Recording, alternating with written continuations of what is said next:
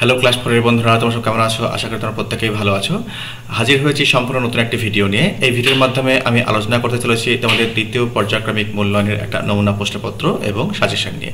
তাই ভিডিওটি স্কিপ না করে সম্পূর্ণ দেখার অনুরোধ প্রত্যেকের কাছে করছি। তো চলো শুরু করা যাক।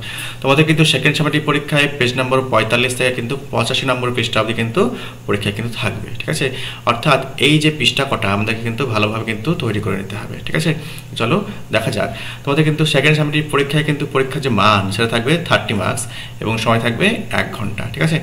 দেখো এইভাবে কিন্তু তোমাদের কিন্তু কিছু লাইন কিন্তু তুলে দেওয়া হবে যখন টেক্সচুয়াল কোশ্চেন করা হবে, ঠিক আছে? দেখো কিছু লাইন কিন্তু আমি হাইলাইট করে রেখেছি, কেন? এখান থেকে কিন্তু পরবর্তী ক্ষেত্রে প্রশ্ন রয়েছে, যাতে এটাকে কিন্তু বোঝা যায়, ঠিক আছে? এটা তোমরা কিন্তু টেক্সটে পড়েছো, ঠিক আছে? তাই কিন্তু আমি নতুন করে আর করছি না। চলো প্রশ্ন পর্বে একদম নজর রাখছি। দেখো প্রথমেই বলা হয়েছে অ্যারেঞ্জ দ্য ফলোয়িং সেন্টেন্সেস, কি বলছে? ইন কারেক্ট অর্ডার, অর্থাৎ রিঅ্যারেঞ্জ করতে দেওয়া হয়েছে। দেখো I gave a jerk, they caught me easily, I experience painful bite, I felt helpless. দেখো এই যে চারখানা লাইন, ঠিক আছে? দেখো এখানে কিন্তু রয়েছে, এই যে একটু আগে বললাম হাইলাইট করে রেখেছি। কেন রেখেছি? তোমাদের কিন্তু যখন রিঅ্যারেঞ্জ করতে দেওয়া হবে তখন কিন্তু তোমাদেরও কিন্তু রুল পেন্সিল দিয়ে একটু দাগিয়ে নেবে ওই লাইনগুলি, ঠিক আছে? যে লাইনটি প্রথমে হয়েছে সেটি 1, তারপরে যেটি হয়েছে সেটা 2, এভাবে কিন্তু পরপর কিন্তু নাম্বারিং করলেই কিন্তু রিঅ্যারেঞ্জটা কমপ্লিট হয়ে যাবে। একদম ভুল কোনো মতেই হবে না, ভুল চাইলেও করতে পারবে না, ঠিক আছে? দেখো তাহলে কি হবে, এইভাবে কিন্তু হবে, ওকে? দেখো প্রথমে এটা কি রয়েছে, দে কট মি ইজিলি, তারা আমাকে সহজেই ধরে ফেললো। 2 নম্বরে আই ফেল্ট হেল্পলেস, আমি কিন্তু নিরুপায় বোধ করলাম। 3 নম্বরে দেখো I experienced a painful bite, ঠিক আছে? দেখো পেনফুল বাইটটা কোন পায়ে ফিল করেছিল? রাইট থাই, তাই তো? দেখো একদম লেখক কিন্তু পেনফুল একটা বাইট ফিল করলো, কামড় ফিল করলো পায়ে। আই গেভ আ জার্ক, আমি কি দিলাম না তো ঝাঁকি মারলাম, ওকে? নেক্সট কি রয়েছে, answer the following questions, how did the opponents play. দেখো অপোনেন্টসরা কেমনভাবে প্লে করেছিল? দেখো the opponents played very well, দেখো যে প্রতিপক্ষরা কিন্তু খুব ভালো খেলেছিল। নেক্সট বলছে when did Apu give a jerk, দেখো অপু কখন একটা ঝাঁকি মেরেছিল? দেখো Apu gave a jerk when he felt a severe pain in his right thigh, যখন সে তার ডান পায়ে যখন সে সিভিয়ার পেন ফিল করে, একটা বাইট ফিল করে, ঠিক আছে? তখন কিন্তু সে ঝাঁকি দেয়। নেক্সট কি রয়েছে, দেখো সেটা কি রয়েছে, কোয়ালিফাইং অ্যাডজেক্টিভ, ঠিক আছে? তাহলে অ্যাডজেক্টিভ আমরা কাকে বলে থাকি? দেখো যে শব্দের মাধ্যমে দেখো কোনো নাউন কিংবা প্রোনাউনের দোষ, গুণ, অবস্থা ইত্যাদি কিন্তু প্রকাশিত হয়, সেটা কি আমরা অ্যাডজেক্টিভ বলে থাকি, ঠিক আছে? চলো দেখে নেওয়া যাক। Today we enjoyed a tasty lunch, দেখো আজকে আমরা কিন্তু দেখো মজা করে খেয়েছিলাম। দেখো একটা টেস্টি লাঞ্চ, কেমন লাঞ্চ? দেখো টেস্টি। দেখো অ্যাডজেক্টিভের আগে কিন্তু আর্টিকেল কিন্তু হয়, ঠিক আছে? বেশিরভাগ ক্ষেত্রেই আর্টিকেল হয়। কেমন লাঞ্চ? না তো টেস্টি লাঞ্চ, টেস্টিটা হচ্ছে অ্যাডজেক্টিভ, ওকে? নেক্সট দেখো I saw an exciting match yesterday, দেখো এক্সাইটিং, দেখো এক্সাইটিংয়ের আগে কি রয়েছে? আর্টিকেল রয়েছে, তাহলে এক্সাইটিংটা হচ্ছে অ্যাডজেক্টিভ, ঠিক আছে? আমি দেখেছিলাম কি, I saw an exciting match yesterday, আমি গতকাল কিন্তু একটা মজার ম্যাচ দেখেছিলাম, ওকে? নেক্সট কি রয়েছে, মাই গ্র্যান্ড মা told me an interesting story, তাহলে দেখো এখানে কোনটা অ্যাডজেক্টিভ হবে? অ্যান ইন্টারেস্টিং, ঠিক আছে? এই যে ইন্টারেস্টিং, দেখো ইন্টারেস্টিংয়ের আগে আর্টিকেল বসে রয়েছে, ওটা কিন্তু এটা হচ্ছে অ্যাডজেক্টিভ, ওকে? নেক্সট দেখো ডিতে খেয়াল করো, fill in the blanks with the words from the help box, এই যে নিচে হেল্প বক্স রয়েছে, তো হেল্প বক্স দিয়ে কিন্তু যে শব্দগুলি রয়েছে সেগুলির সাহায্যে নিয়ে কিন্তু আমি ব্ল্যাঙ্কগুলি পূর্ণ করবো। আই হ্যাড আ ওয়ান্ডারফুল, দেখো এক্সপিরিয়েন্স, আমার কিন্তু দেখো খুব সুন্দর একটা অভিজ্ঞতা হয়েছিল, চমৎকার একটা অভিজ্ঞতা হয়েছিল। এক্সপিরিয়েন্স কথা মানে হচ্ছে অভিজ্ঞতা, ওকে? নেক্সট বলছে দেখো two brothers were afraid to see the tiger, দেখো দুই ভাই, দেখো কি বলছে, দুই ভাই কিন্তু বাঘ দেখে কিন্তু ভয় পেয়ে গিয়েছিল। দেখো we use petrol and diesel as, কি বলছে, ফুয়েল ফর আওয়ার কার্স, দেখো আমাদের গাড়ির জন্য কিন্তু জ্বালানি হিসাবে কিন্তু পেট্রোল এবং ডিজেলকে কিন্তু আমরা ব্যবহার করি। নেক্সট কি বলছে, I amble down by the river bank, দেখো আমি কিন্তু নদীর যে তীর, সেই তীর বরাবর কিন্তু আমি চলে গেলাম, ঠিক আছে? হেঁটে হেঁটে চলে যাওয়াকে ইংরেজিতে অ্যাম্বেলড বলা হয়ে থাকে। দেখো চলে গেলাম। দেখো নেক্সট কি বলা আছে দুইয়ের, দেখো কি বলছে, make sentences of your own using the following words, দেখো নিচে যে সমস্ত শব্দ রয়েছে এই শব্দ ব্যবহার করে কিন্তু আমাকে কি করতে হবে, না তো বাক্য রচনা করতে হবে। চলো দেখে নেওয়া যাক। স্যাক, স্যাক মানে হচ্ছে বস্তা, ঠিক আছে। আবার স্যাক মানে কাউকে ধরো বরখাস্ত করা, সেটাও হয়, ঠিক আছে। কাজ থেকে বরখাস্ত করে দিল, সেই অর্থেও কিন্তু স্যাক কথাটা কিন্তু ইউজ হয়, ঠিক আছে। তাহলে আমরা কিন্তু আলোচ্য যে টেক্সট, অর্থাৎ যে টেক্সট আমরা পড়েছি বাটারফ্লাই, সেই টেক্সটে কিন্তু স্যাক অর্থে কিন্তু বস্তা অর্থে ইউজ হয়েছে। The farmer was carrying 2 sacks to load grains. দেখো কৃষক কিন্তু 2টি বস্তা বহন করছিল, কেন না তো গ্রেন ভরার জন্য, শস্য বা দানা শস্যকে লোড করার জন্য। ওকে, নেক্সট দেখো বলা আছে সাইলেন্ট মানে নীরব, তাই তো। দে remained silent for a while, তারা কিন্তু কিছুক্ষণের জন্য চুপ করে থাকলেন।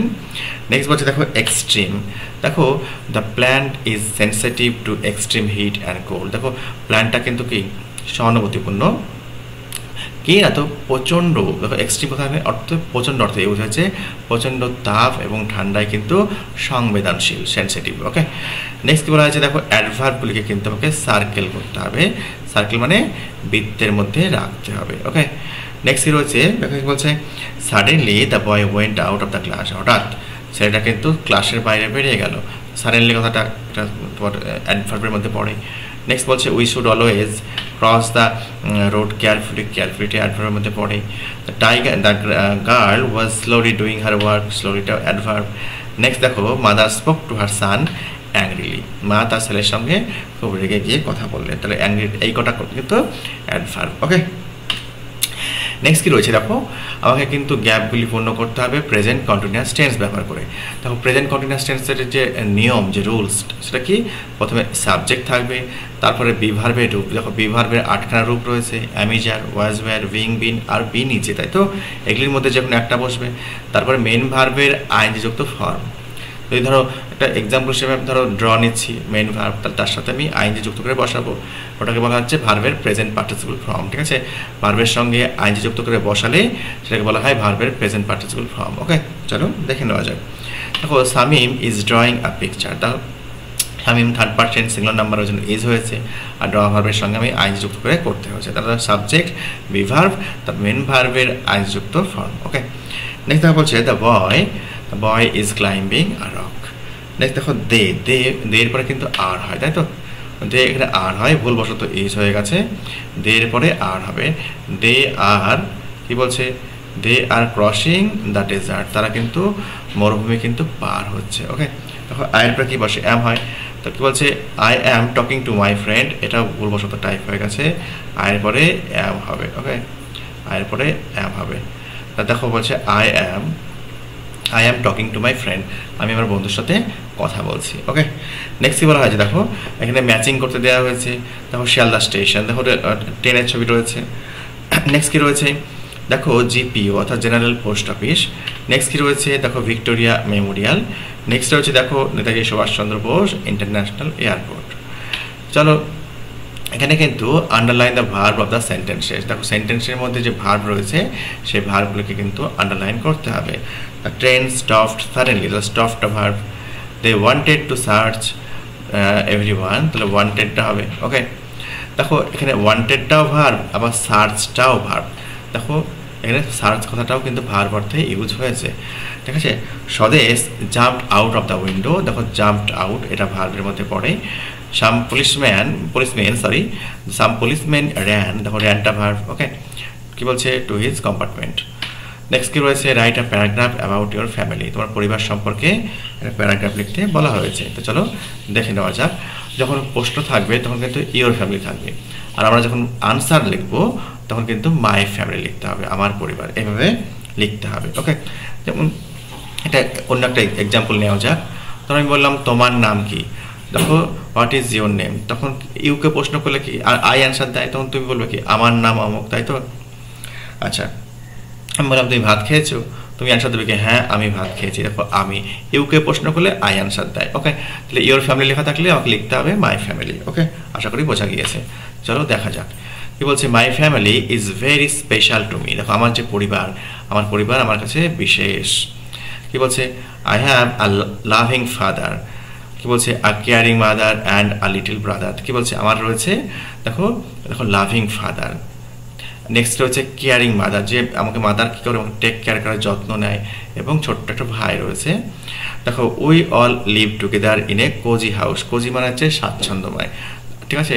কি বলছে, আমরা কিন্তু একটা স্বাচ্ছন্দ্যময় বাড়িতে কিন্তু একসঙ্গে থাকি। My father works in an office, আমার বাবা কিন্তু একটা অফিসে কাজ করেন। And my mother text care of us at home, এবং আমার মা কি করে, আমাদেরকে প্রত্যেকে কিন্তু টেক কেয়ার করে, যত্ন নেয়। ঠিক আছে, টেক কেয়ার মানে যত্ন নেওয়া। দেখো, my brother and I play games and do our homework together. দেখো, আমার ভাই এবং আমি একসঙ্গে খেলা খেলি এবং একসঙ্গে কিন্তু বাড়ির যে কাজ রয়েছে সেগুলো কিন্তু একসাথে করি। তো I am happy and thankful to have such a wonderful family. আমি কিন্তু অত্যন্ত আনন্দিত এবং ধন্যবাদ কার কাছে, ঈশ্বরের কাছে, যে এত সুন্দর একটা পরিবার পাওয়ার জন্য। ঠিক আছে, এই হচ্ছে আমার পরিবার সম্পর্কে একটা প্যারাগ্রাফ। দেখো, আশা করি তোমাদের ভিডিওটি ভালো লেগেছে। যদি ইনফরমেটিভ বলে মনে হয়ে থাকে, একটি লাইক দিয়ে এবং সাবস্ক্রাইব করে অবশ্যই আমার পাশে থেকো। ভালো থেকো, সুস্থ থেকো।